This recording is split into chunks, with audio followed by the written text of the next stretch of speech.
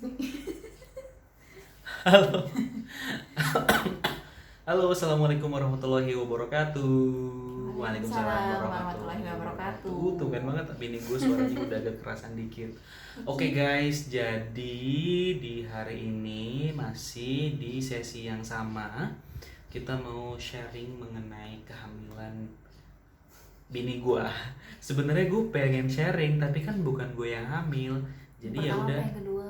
Hmm? Yang pertama apa Iya, yang kedua? pokoknya intinya proses kehamilan, mau pertama mau kedua. Kehamilan apa? Kelahiran? Kehamilan, karena kan Bunda kan masih hamil sekarang, belum Oh. lahir gitu ya. Itu tadi gue bilang, karena kan gue nggak hamil, jadi gue nggak bisa cerita. Makanya gue sebenarnya pengen gue yang mau cerita, tapi gue bawa bini gue, jadi alibinya dia. Nggak guys. Oke, jadi video sebelumnya kan kita bikin mengenai mungkin bisa dibilang suami siaga ya. Suami siaga yang memang harus perhatian ke bini. Nah, lebih dalam lagi sekarang kita mau sharing mengenai support system yang dibutuhkan seorang ibu hamil. Nah, apa aja kah itu guys? Silakan ibu. Aku sih. Nah, kan udah yang hamil. Aku kan cuma membuka doang gitu buat Terus teman-teman share. Ya nggak tahu support system yang dibutuhkan. Nah, jadi gini guys, tuh Bunda yang mau cerita aku yang jadi gini. Enggak. Gimana? Enggak, jadi apa ya? Mungkin gue juga termasuk dulu pas waktu kehamilan pertama itu. Kita mau ngomongin support system ya guys ya. Tadi yang gue bilang support system itu orang-orang sekitar ibu hamil itu yang nge-support kehamilan dia. Jadi itu suami, itu nanti mertua juga ya. Sendiri. Iya, ibu sendiri gitu kan. Tua. Ibu mertua, orang-orang sekitar. Ih, ketawa. Terus bidan juga termasuk ya nggak sih? Ya. Bidan juga termasuk, atau maksudnya dokter, pokoknya yang provider Ya, nanti. Yang apa sih namanya, yang si ibu hamilnya itu Nyaman. cocok, nyaman gitu. Nah, di sini sih gue yakin kalau ngomongin tentang provider si apa tadi, bidan sama dokter, kayaknya semuanya udah profesional ya. Jadi intinya sini adalah support system yang harus dibangun atau harus ada, dibutuhkan oleh ibu hamil itu ketika ibu hamil mengkonsumsi media, misalnya Bunda kayak nge-search di internet, Google, terus misalnya di Instagram, atau mungkin sharing-sharing mengenai kehamilan sebelumnya sama teman-teman semuanya atau orang-orang dulu kayak gitu. Apa sih yang Bunda rasain ketika, atau apa sih Bunda yang dapetin ketika memang ada sharing kayak gitu? Hal-hal positif kah, negatif kah gitu dari pengalaman kehamilan pertama gitu? Gimana pun? Positif apa negatif? Ya Dua-duanya ada. terserah Bunda. Makanya di sini hal-hal yang harus dihindari misalnya. Atau apa sih? Ya paling ya misalkan orang yang suka nakut-nakutin. Orang yang suka nakut-nakutin. Nakut-nakutin apa? Iya, ada setan di situ gitu. Iya emang gitu. Terus apa dong?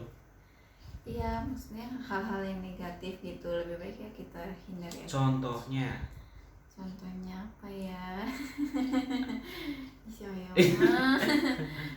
Contohnya? Misalkan melahirkan itu menakutkan. Oh, sakit gitu ya. Iya. Terus katanya kalau anak pertama itu lahirannya bakal lama. Baru pertama kali lahir bisa sampai berapa puluh jam misalnya. Ya kontraksinya gitu kan. Terus masalah induksi atau induksi yang buatan tapi ya sakit. Ya yang nakut-nakut gitu mending dihindari lah. Dihindari ya. Dan juga kayaknya nggak penting juga sih, maksudnya kadang-kadang gue juga heran ketika mungkin dia pengen menyampaikan eksistensi kalau dia pernah hamil, terus dia pengen sharing pengalamannya dia yang ini, terus gila tau dulu gue hamil gini-gini sakit, biar orang heboh gitu kali ya, biar orang kayaknya amazed, iya lo bisa ya, lo tough nih, bisa menghadapi semua itu gitu kali. Tapi kan nggak penting, harusnya mungkin kalau maksudnya gini, kalau misalnya seandainya berandai-andai kayak misalnya gue pun kalau misalnya memang jadi ya namanya orang hamil ya mungkin pasti ada keluh kesah, iya itu wajar. Cuman kayaknya mungkin hal-hal yang ditekenin itu yang positif kali ya.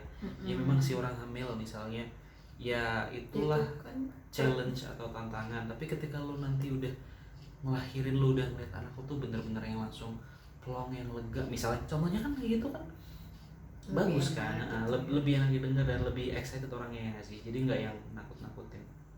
Terus apa Pak? Apa? Ya intinya sih Hmm?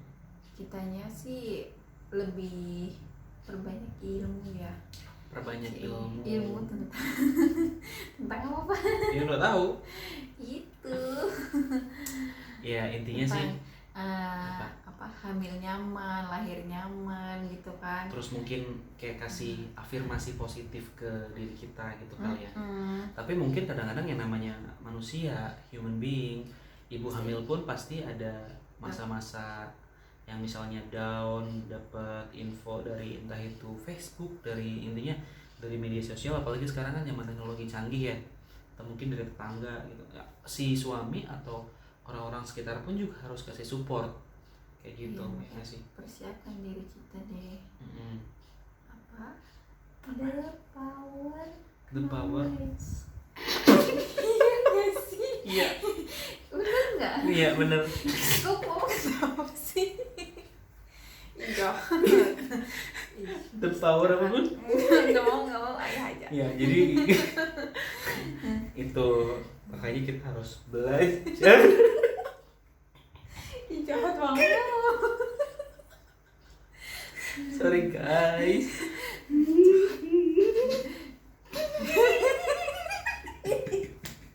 Ih, mama mah salah ya. Enggak bener. Itu kenapa jadi pengen pipis kan? Jangan ngomong pipis di sini. Oke lanjut guys. Aduh. Jadi the power of knowledge. Jadi di situ maksudnya pengetahuan itu yang memang dibutuhkan. Kalau lu nggak ngerti, memang lu tanya. Kalau lu nggak ngerti, mungkin lu research di Google misalnya. Tapi kayak gue juga sering denger nih kayak di kantor nih contohnya, kayak di pantry lagi makan, ada ibu-ibu kan biasanya ngegosip tuh. Terus ntar mereka bilang, ini hamil sakit, iya dulu gue dijahit ada berapa jahitan gitu. Maksudnya hal-hal yang mengerikan yang justru di share itu sih memang human being kali ya. Karena kalau kayak misalnya gini, kayak gue, dulu tuh gue pernah nih ke hutan, akhirnya gue melewati lika-liku. Jadi seolah-olah tuh lu orang yang hebat gitu. Makanya terkadang terkesan orang tuh kayak ceritain yang hal-hal yang struggle-nya gitu, yang tantangannya. Padahal memang ya mungkin itu benar, tapi ya harusnya lebih ke support aja. Misalnya memang mungkin lu ngelakuin itu atau mengalami itu, tapi ya harus yang apa sih yang positifnya ya. Ya oke lah kita dengerin gitu, tapi ya kita supaya nggak ngerasain itu, makanya kan kita tahu ilmunya gitu. Nah, betul. Kan Kayak contohnya gini, waktu pertama kali dia melahirkan itu gue ingat banget, dia kan udah mulus-mulus ya kan. Terus habis itu kita ke puskesmas, tapi kita udah prepare ya bun untuk baju bayi dan sebagainya. Cuman karena udah kita dalam takut, tas. karena kita takut kepedean, makanya kita cuman ya udah cek aja dulu gitu kan. Dan ternyata dan kita juga pikirnya gini, kalaupun memang itu mau melahirkan, pasti ntar lahirannya kayak itu kan. Waktu itu kita pagi tuh jam 7 nih kurang lebih ya, setengah 7 barang jam aku mau berangkat kerja. Terus dia bilang paling gue pikir udah ntar sore, kalau ntar malam, karena memang orang-orang udah keburu banyak yang bilang ntar hamil pertama itu. Apalagi bidannya pas ngecek pembukaan bilang gitu kan, katanya anak pertama ya sekitar jam 1 siang lah gitu. Iya gue denger sendiri guys. Makanya dari situ kita mikir ya udahlah selok kita masih bisa ngambil lah ya. masih bisa ngambil. Ternyata kita ngambil bunda udah dicek pas pertama, dia waktu itu pembukaan 1,5 ya bang. ya 1 mau kedua. Habis itu kita jalan-jalan sekitaran apa puskesmasnya, waktu di Cuma puskesmas keluar masuk 2 kali ya habis kan? itu dia makan pisang sama bubur. Nggak lama dia langsung kayak mulus hebat yang akhirnya dipapah gitu bang. Ya nggak sih? Iya. Berapa lama Udah kira-kira? nggak tahan mau Itu mikir. setengah jaman lah ya kali ya. Dari situ. Oke dari situ terus habis itu ternyata udah full pembukaan 10. Kok bisa? Beneran? Gue juga mikir lah katanya 1, 2, 3. Karena kan memang ya itu kembali lagi, ketika memang gue sharing atau gue ngedengerin orang cerita dan sebagainya kan gue ngedenger, oh berarti nanti ada 1, 2, 3 ada stage-nya gitu kan, makanya gue pikir ini bakal lama juga. Jadi itu udah kayak yang di pikiran gue udah kayak gitu, tapi memang kayak gue juga memang amazed juga, ih gila ini emang dikasih mudah atau memang gimana. Tapi memang mungkin bini gue juga nggak yang terlalu mempusingkan itu sih, makanya dia yang ya udah jalanin aja. Dan ya qadarullah itu cepet banget ya Bun. Jam berapa lahir? Jam 9 kurang kan? Iya. Anak gue udah lahir 8.45, kita jalan jam setengah 7, nyampe jam 7.84, taruhlah 2 jam lah ya. 2 jam itu prosesnya. Itu bukan 1 sampai lengkap. 1,5, habis itu 10 kayak gitu loh. Itu amazed banget sih. Iya nggak sih? Pulang dulu buru-buru. So, habis itu gue pulang dulu ya kan. Ya itu makanya intinya adalah dari situ gue belajar gini. Oh, memang masing-masing orang kan beda. Ya nggak sih? Pengalaman orang beda-beda. Ketahanan tubuh orang beda-beda. Makanya ketika memang ada teman yang cerita mengenai hal-hal yang serem-serem, belum tentu sama yang lo rasain nanti atau yang lo alami nanti gitu kan. Contohnya kayak tadi yang ya bukannya gue lagi pamer, tapi memang itu alhamdulillah sekali gitu ya. Semoga ntar anak kedua sama kayak gitu kan, apalagi lebih cepat sejam misalnya. Ya intinya gitu. Jadi jangan telan mentah-mentah. So habis itu kita yang penting ya udah kita afirmasi positif gitu ya. Mungkin let's say ntar gue lahir anak gue kan lo cepet gimana gitu kan, banyakin olahraga. Nah itu gitu dia kan. Jadi daripada lu mikirin hal-hal yang di-share sama orang-orang, mending lu mencari sesuatu informasi yang biar mempercepat atau mempermudah persalinan. Misalnya banyakin jalan, olahraga, terus jimbol gitu ya, yoga. Yang pasti relaksasi diri juga sih, karena yang itu yang paling penting, jangan terlalu capek ya. Jadi kalau misalnya memang melahirkan kan mungkin harus butuh tenaga banyak, makanya lu jangan capek-capek gitu kan, kayak gitu. Nah itu sih yang kita mau sampaikan. Nah cuman gue di sini bener nggak mau mendiskreditkan bidan, itu enggak. Cuman ya ketika memang tadi bidannya yang pas waktu bini gue hamil melahirkan anak pertama, bininya bilang, oh ini mah ntar jam 1 kalau nggak sore gitu. Jadi kayak mungkin iya banyak seperti itu.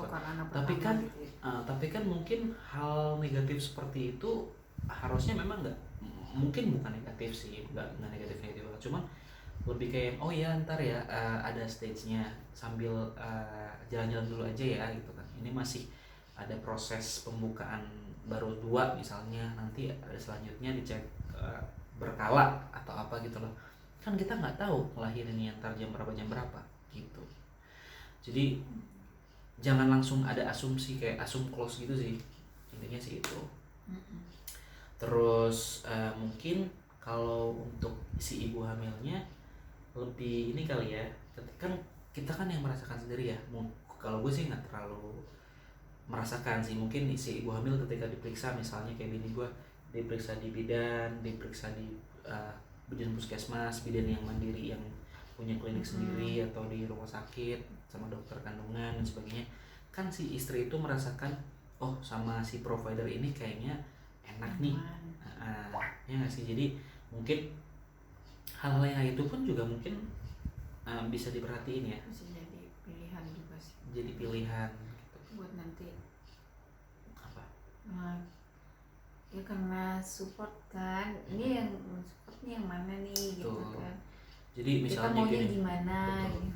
Jadi mungkin bisa dibilang gini, suaminya udah support, keluarganya udah support, tapi si provider misalnya B aja atau mungkin kurang berkenan atau kayaknya kurang cocok nih gitu kan. Ya itu mungkin takutnya jadi faktor X yang membuat prosesnya kurang smooth gitu kali ya. Ya itu sih, makanya ya udah kayak gue juga menyerahkan ke dia, mau lahiran di mana terserah, kan di sini ada bidan banyak nih gitu kan. Misalnya kalau mau di puskesmas kayak dulu misalnya atau di dokter dan sebagainya. Ya intinya sih lebih ke dianya gitu kan, karena memang sebelumnya bulan normal, pengen normal lagi, terus dia prefer ke bidan A. Ya udah kita rutin bidan A dan ternyata memang orangnya baik dan orangnya memang cocok, ya udah lanjut. Jadi memang dia sekarang Bunda nggak ada deg-degan atau apa ya, biasa aja ya. Jadi gitu, intinya sih support system itu yang paling penting. jangan telan mentah-mentah informasi-informasi dari orang sekitar. Informasi itu memang benar mungkin, tapi setidaknya berdasarkan pengalaman mereka. Pengalaman kalian itu pasti berbeda. Karena memang masing-masing orang kan punya, ya itulah intinya, yang penting adalah positive thinking aja kayak gitu. Dan knowledge jangan lupa. Jangan ketawain. Ya udah, kita aja guys yang kita mau sharing. Ada lagi yang mau ditambahin? Enggak. Cukup ya. Oke, itu aja yang kita sharing. Semoga bermanfaat. Pokoknya doanya seperti biasa, semoga teman-teman yang lagi hamil menunggu kelahirannya diberi kelancaran kesehatan untuk bundanya, untuk anaknya, sehat walafiat untuk keluarga. Terus buat teman-teman yang lagi program hamil, semoga cepat diberikan hasilnya, diijabah ikhtiarnya. Yang lagi mau hamil, semoga dapat jodoh. Selalu gitu.